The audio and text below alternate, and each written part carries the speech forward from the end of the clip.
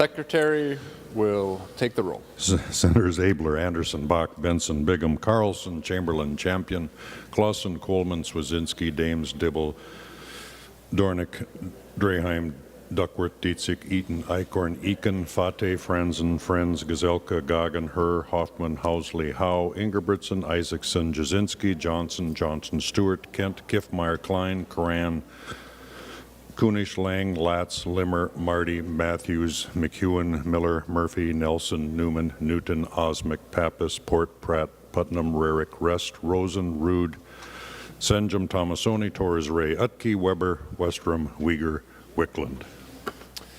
Pursuant to Rule 14.1, the following members intend to vote under Rule 40.7. Senators Abler, Anderson, Carlson, Champion, Clausen, Coleman, Dibble, Duckworth, Dietzick, Eaton, Eakin, Fate, Herr, Howe, Isaacson, Johnson, Stewart, Kent, Latz, Marty, McEwen, Newman, Newton, Port, Putnam, Rude, Senjum, Torres, Ray, and Wickland. A quorum is present. We will begin on the agenda today with the second order of business, executive and official communications. Please make note of the communications received. They're listed in the agenda. There's no further action required on those communications. Next, we'll move to the third order of business, messages from the House. The Secretary will read the first message. Mr. President, I have the honor to announce the passage by the House of the following Senate file herewith returned. Senate file number 659, a bill for an act relating to construction codes. Patrick D. Murphy, Chief Clerk, House of Representatives.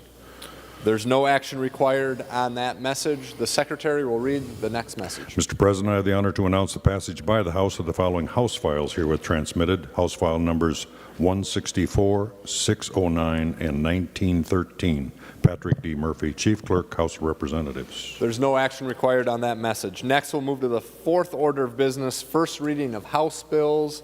The House files listed in the agenda will be given their first reading and referred as indicated. Next, we'll move to the fifth order of business, reports of committees. We have one additional report to be read by the Secretary. Senator Rosen from the Committee on Finance, to which was re-referred Senate file number 958, a bill for an act relating to state government, reports the same back with a recommendation that the bill be amended as follows, and when so amended, the bill do pass. Senator Gazelka. Mr. President, I move the committee reports printed in the agenda and read by the Secretary be adopted. Discussion on that motion. Seeing none, all those in favor say aye. Opposed say no. Motion prevails. We'll move to the sixth order of business, second reading of Senate bills. The Secretary will read the Senate file number. Senate file number 958. Second reading. Next is the eighth order of business, introduction and first reading of Senate bills listed in today's introduction calendar. Our Senate file numbers 2406 through 2410.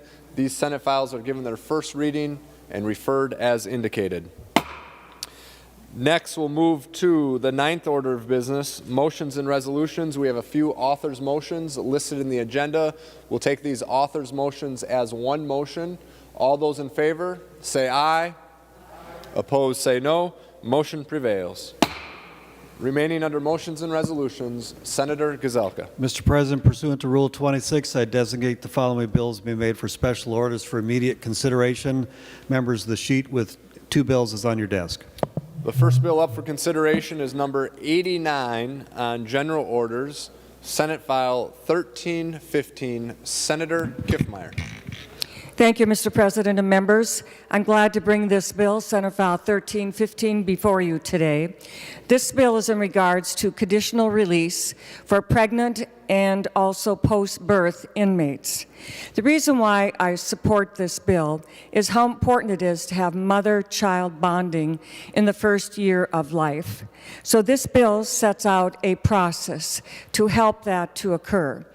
Let me give you a few bits of information from the Department of Corrections that I would help inform you.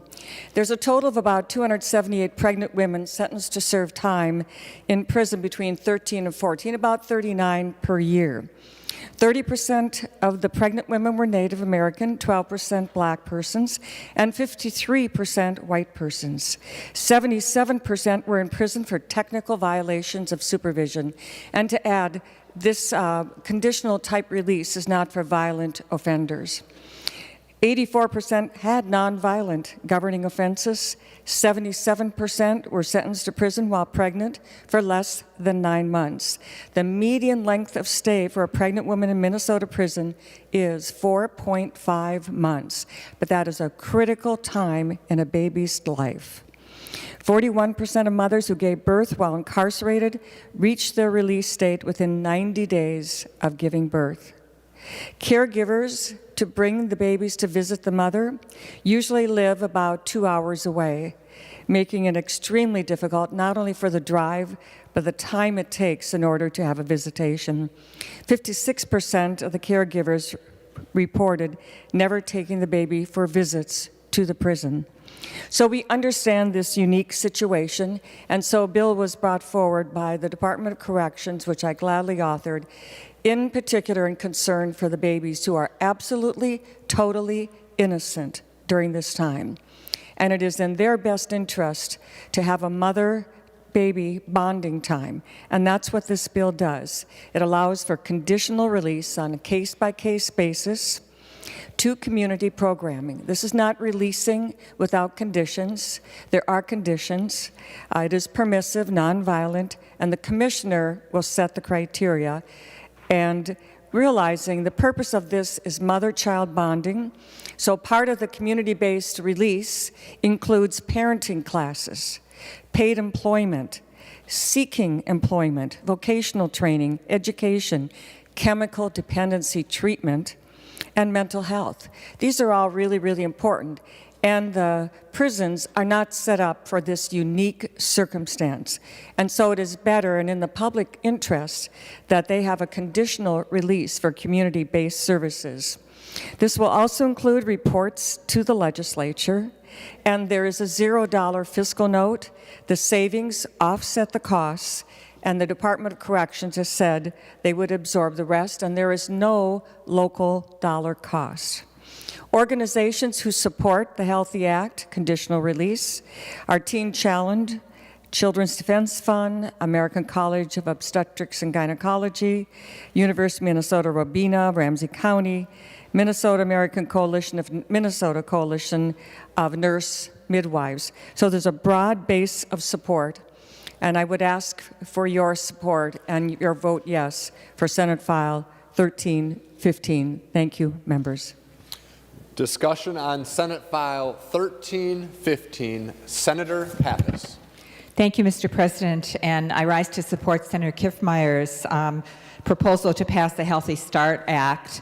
I'm very pleased to be a co-author on the bill. This is an extremely important reform initiative by the Department of Corrections and the many advocacy groups that Senator Kiffmeyer referred to.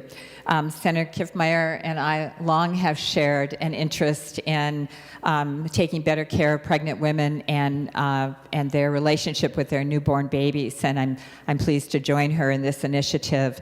As we know, bonding is so important between the mother and the child, and in the circumstances that pregnant women are incarcerated and give birth, that bonding tie is disconnected because often the caregivers live more than 2 hours away from the prison, and they never even are able to bring the baby to visit their mothers during the incarceration time. So to have them together in a community-based setting where they can establish that relationship, as well as the mother getting the kind of services that the prison can't offer, that can be offered in the community setting to help them be better parents to that child, is really important. So I would urge members to support this bill. Thank you.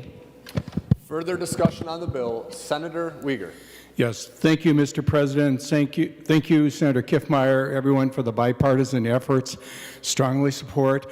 I had a question. Was wondering if there was any discussion about inmate fathers regarding the potential of this type of bonding as well. If the biological mother was supportive, thought it was in the best interest of the child and others. Is there any parallel type of discussion regarding fathers that are inmates, recognizing the importance of bonding and hopefully reuniting as a family? Thank you. Senator Kiffmeyer will yield for that question. Senator Kiffmeyer. Thank you, Mr. President, and thank you for that question, Senator Uyghur. I think it's a very valid question. Without doubt, mothers bonding in that first year of life and giving birth is a little bit different. This is the language that was brought forward. But I think, though, that fathers are absolutely crucial to the beginning of a child's life as well. And you bring up a very fair question. It did not come up in the committees in which I went through, but Senator Uyghur, I think I would be glad to work with you if there's any way possible in the future to further the goal of parents bonding with their children. Thank you. Further discussion on Senate File 1315, Senator Limmer. Thank you, Mr. President. I want to thank Senator Kiffmeyer and Senator Pappas for bringing this issue before our Judiciary Committee. It is true, vital relationships are built in that first year of life between a mother and a child. The important relationships, I believe, will help in furthering recidivism rates go down. I think that's vitally important when a person who might be involved in activities that bring them to a prison, they begin to realize that there's more relationships other than themselves. And certainly a child certainly draws that attention. This issue is so important that we're dual tracking it. Senator Kiffmeyer has it here, but it will also be in this coming Thursday's Senate Judiciary and Public Safety bill as well. Thank you. Further discussion on the bill, Senator Pratt. Well, thank you, Mr. President, and thank you, Senator Kiffmeyer, for bringing this bill forward and allowing me to be a co-author on it as well. Members, I don't know if you know this, but the Shakopee Women's Correctional Facility is the only women's correctional facility in the state, and it really houses women of all 5 levels. And I think this is a really a testament also to the leadership of that facility to come through the Department of Corrections and support a provision like this and to be able to use the resources they already have to be able to do it. We've had the old Women's Reformatory in Shakopee now for over 100 years, and it became the current facility. And I got to tell you, it's an important part of our community, and I'm just, again, really proud of the leadership at that facility for thinking outside the box and supporting a provision like this. Thank you, Mr. Chair. The Secretary will give Senate File 1315 its third reading. Senate File Number 1315, a bill for an act relating to corrections. Third reading. Any final comments on the bill? Senator Kiffmeyer. Thank you, Mr. President and members, and I so appreciate the support of my co-authors, Senator Benson, Senator Pappas, Senator Pratt, and Senator Housley. Been a great support and appreciate it very much. But most importantly also to the Department of Corrections, our staff, and Commissioner Schnell, who was involved in this and supported it through as well. We want to break the cycle want to break the cycle and make sure that in the Healthy Start, that is a unique time in a baby's life, only that one time that they have in those early months, birth is critical time for them to help break that cycle of returning to crime. It's also very powerful incentive to the women, to the mothers, and this extra parenting and time that they get is very valuable to them. So thank you, members, for your support, and I encourage your vote yes for Senate File 1315. Thank you, Mr. President. We are on final passage of Senate File 1315. Seeing no further discussion, the Secretary will take the roll.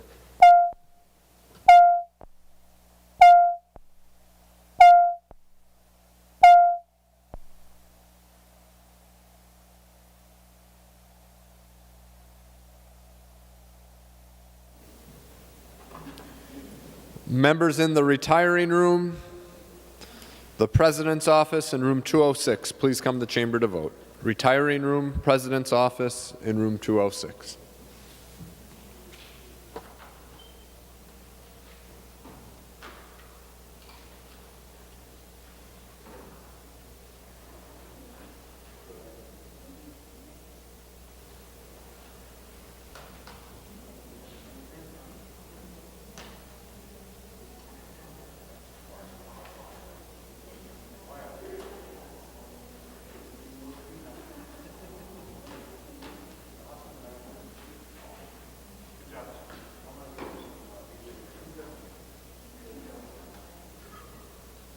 I will call on Senator Frentz to report the votes of the members voting under Rule 40.7. Senator Frentz.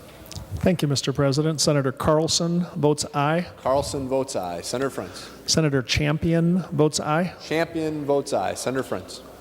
Senator Clausen votes aye. Clausen votes aye. Senator Frentz. Senator Dibble votes aye. Dibble votes aye. Senator Frentz.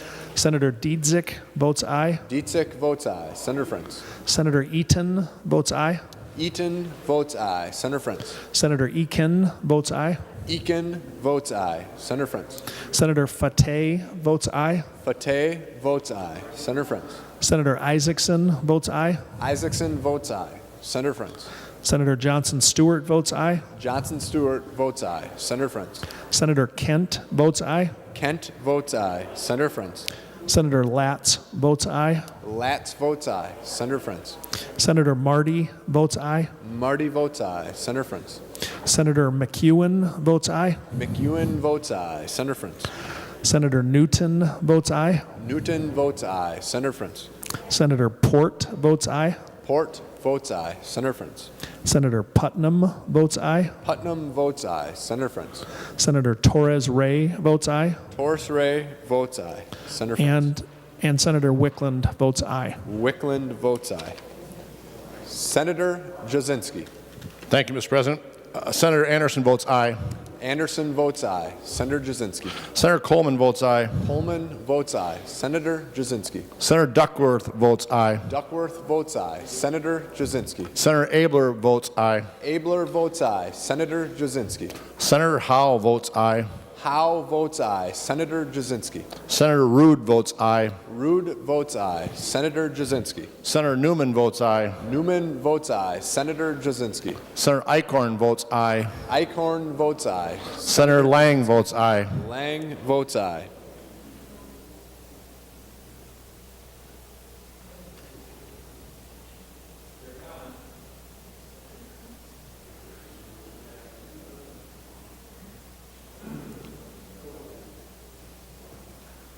Kern Kleiner, excuse me.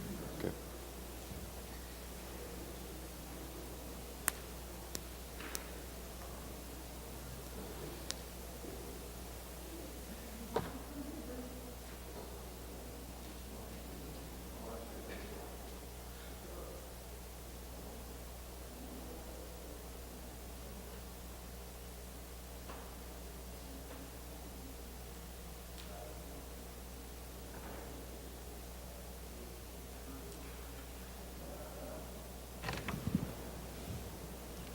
Senator Jasinski. Thank you, Mr. President. Senator Senjum votes aye. Senjum votes aye. Senator Jasinski. Senator Osmic votes aye. Osmic votes aye. All members having voted who have the desire to vote, the Secretary will close the roll.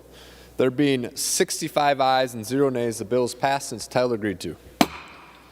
The next bill up for consideration is number 74 on general orders, Senate File 1284, Senator Housley. Thank you, Mr. President. Senate File 1284 has to do with checking account modifications. There are two components to this bill. First, it allows credit unions and banks to serve people who have had their checking accounts at financial institutions forcibly closed because of a dishonored check within the previous 12 months, or the person has been convicted of a check-related crime in the last 24 months. The original statute that's in place to protect the financial institutions against people who are caught committing fraud at one institution from immediately opening an account at another to continue with their fraudulent activities. There are many cases, however, where people have had a bad run on their finances, have had their account closed, and they can't open another one for a year. They must then rely on check cashing services and other non-mainstream services. The current statute only applies to state-chartered institutions, giving federally chartered credit unions and banks an advantage in opening the accounts for these folks. We feel that this bill strikes the right balance of continuing to give credit unions and banks protection from those who would commit fraud while allowing the institutions to offer services to people that just need a little help. The second part of the bill, it will increase the fee cap that banks or credit unions may levy for a dishonored check on any person other than the issuer of the check from $4 to $10. Most people are familiar with and maybe have paid a fee for a bounced check. That fee is meant to allow the institution to recover their costs as well as dissuade people from writing the bad checks. But on the other end of the bounced check, there's also real costs incurred to the financial institution in both staff time and reputational risk. The other end being the recipient of the bounced check. We had this discussion in caucus last night. So there's a person that writes the check that gets a charge from their bank, $30 or so. But now the entity that receives the check, right now it's a $4 cap on the institution charging them. This will increase it to $10. That's part of why you see when you go to the store, they don't like to take out-of-state checks or large checks or checks from people that aren't their regular customers. So that is Senate File 1284 in a nutshell, and I encourage a green vote. Thank you. Discussion on Senate File 1284. Senator Franzen. Thank you, Mr. President. Thank you, Senator Housley. Just want to encourage members to support this bill. It's rare that we have bipartisan legislation in commerce that has hardly any concerns, and it certainly has been vetted through proper channels, and we support this legislation moving forward. And I want to thank Senator Housley for allowing me to be added as an author to this legislation. So I encourage a green vote. Thank you. The Secretary will give the bill its third reading. Senate File Number 1284, Bill for an Act relating to financial institutions. Third reading. Final discussion on the bill. Members were on final passage of Senate File 1284. Seeing no further discussion, the Secretary will take the roll.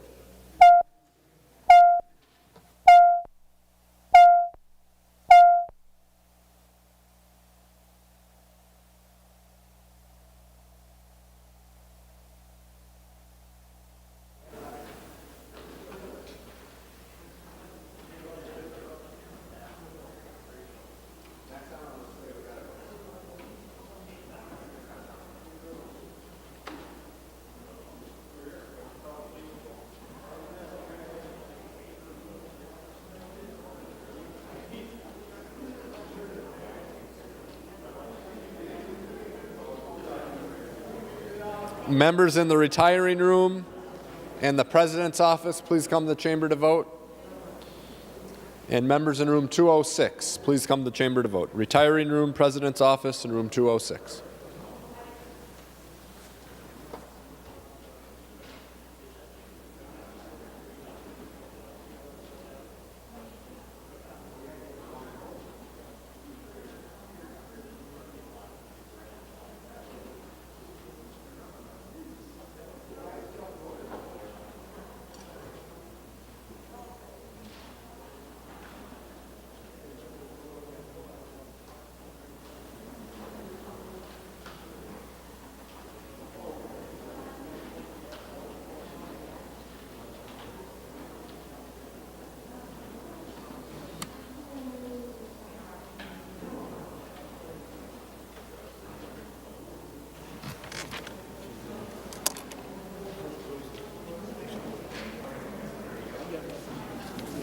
I'll call on Senator Jasinski to report the votes of the members voting under Rule 40.7. Senator Jasinski. Thank you, Mr. President. Senator Anderson votes aye. Anderson votes aye. Senator Jasinski. Senator Coleman votes aye. Coleman votes aye. Senator Jasinski. Senator Duckworth votes aye. Duckworth votes aye. Senator Jasinski. Senator Abler votes aye. Abler votes aye. Senator Jasinski. Senator Howe votes aye. Howe votes aye. Senator Jasinski. Senator Rude votes aye. Rude votes aye. Senator Jasinski. Senator Newman votes aye. Newman votes aye. Senator Jasinski. Senator Eichhorn votes aye. Eichhorn votes aye. Senator Jasinski. Senator Lang votes aye. Lang votes aye. Senator Jasinski. Senator Senjum votes aye. Senjum votes aye.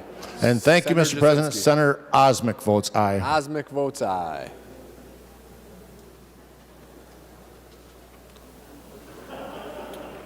Senator Frentz. Thank you, Mr. President. Senator Carlson votes aye. Carlson votes aye. Senator Frentz. Senator Champion votes aye. Champion votes aye. Senator Frentz. Senator Clausen votes aye. Clausen votes aye. Senator Frentz. Senator Dibble votes aye. Dibble votes aye. Senator Frentz. Senator Dietzick votes aye. Dietzick votes aye. Senator Frentz. Senator Eaton votes aye. Eaton votes aye. Senator Frentz. Senator Eakin votes aye. Eakin votes aye. Senator Frentz. Senator Fateh votes aye. Fateh votes aye. Senator Frentz. Senator Isaacson votes aye. Isaacson votes aye. Senator Frentz. Senator Johnson Stewart votes aye. Johnson Stewart votes aye. Senator Frentz. Senator Kent votes aye. Kent votes aye. Senator Frentz. Senator Latz votes aye. Latz votes aye. Senator Frentz. Senator Marty votes aye. Marty votes aye. Senator Frentz. Senator McEwen votes aye. McEwen votes aye. Senator Frentz. Senator Newton votes aye. Newton votes aye. Senator Frentz. Senator Port votes aye. Port votes aye. Senator Frentz. Senator Putnam votes aye. Putnam votes aye. Senator Frentz. Senator Torres Ray votes aye. Torres Ray votes aye. Senator Frentz. And Senator Wickland votes aye. Wickland votes aye. All members having voted who have the desire to vote, the Secretary will close the roll. There being 65 ayes and 0 nays, the bill is passed and its title agreed to. Next, we'll move to the 13th order of business, announcements of Senate interest. Without objection, the following senators will be excused from today's session. Senators Klein and Herr. Senator Rosen. Thank you, Mr. President. I'd like to announce that the Senate Finance Committee will come off of recess at 1:30. Thank you. Any other announcements of Senate interest? Senator Gazelka.